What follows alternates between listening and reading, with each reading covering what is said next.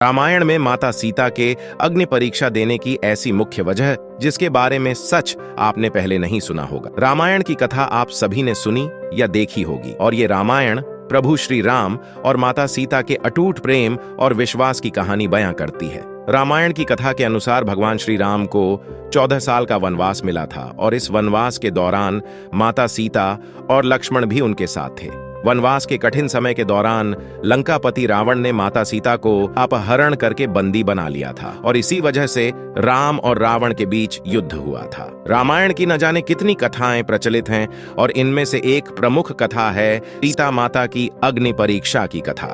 वास्तव में ये बात थोड़ी सोचने पर मजबूर करती है कि आखिर माता सीता और प्रभु श्री राम के बीच के अटूट प्रेम के बावजूद भी अग्नि परीक्षा क्यों देनी पड़ी।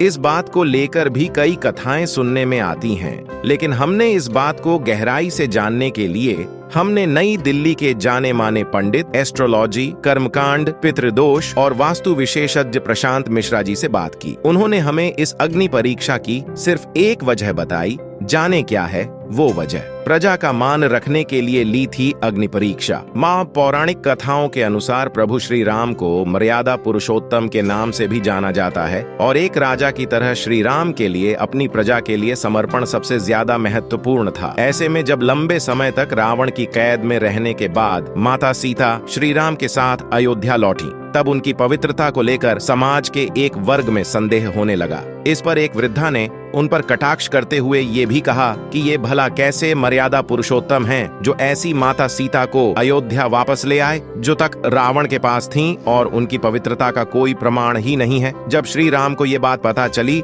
तो उन्होंने प्रजा के कल्याण के लिए माता सीता को अग्नि परीक्षा देकर अपनी पवित्रता को सिद्ध करने के लिए कहा। प्रभु श्री राम की बात सुनकर माता सीता अग्नि में समा गई। पंडित प्रशांत मिश्रा जी बताते हैं कि पद्म पुराण के अनुसार रामायण में एक नहीं बल्कि 2 सीता थी, पहली असली और दूसरी माया की सीता। इसकी कथा के अनुसार एक बार लक्ष्मण जी जब कंदमूल फल लेने वन को गए हुए थे तब प्रभु श्री राम ने माता सीता से कहा कि अब मैं नर लीला करूंगा और जब तक मैं राक्षसों का विनाश करूंगा तब तक आप अग्नि में निवास करें। ऐसा कहकर श्री राम ने माता सीता को अग्निदेव को सौंप दिया। इसके बाद असली सीता जी की जगह माया की सीता प्रकट हुई। इस तरह जब सीता जी का अपहरण हुआ तब वो माया की ही सीता थी। जब युद्ध समाप्त हो गया और राक्षसों का विनाश हो गया तब भगवान श्री राम ने माता सीता को अग्नि परीक्षा के लिए कहा। माया की सीता अग्नि कुंड में समा गई। माया की सीता के अग्नि में समाते ही असली माता सीता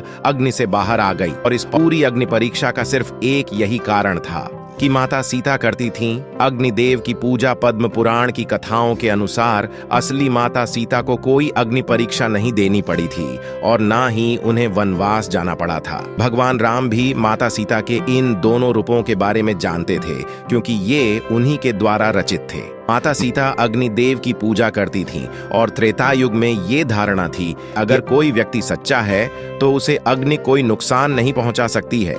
वजह से असली माता सीता अग्निदेव की शरण में सुरक्षित हो गई थीं और सीता अपहरण से लेकर अग्नि परीक्षा तक के समय में माया की सीता ही थीं। राम चरितमानस के अरण्य कांड में दोहा 33 और लंका कांड में दोहा 108 से 109 तक में इस प्रसंग का वर्णन किया गया है। अगर आपको यह वीडियो अच्छा लगा हो तो इसे लाइक एंड शेयर जरूर करें व इसी तरह के अन्य वीडियो देखने के लिए चैनल को सब्सक्राइब कर लें। आपकी अपना बालजनक स्टोरी हर जिंदगी के साथ।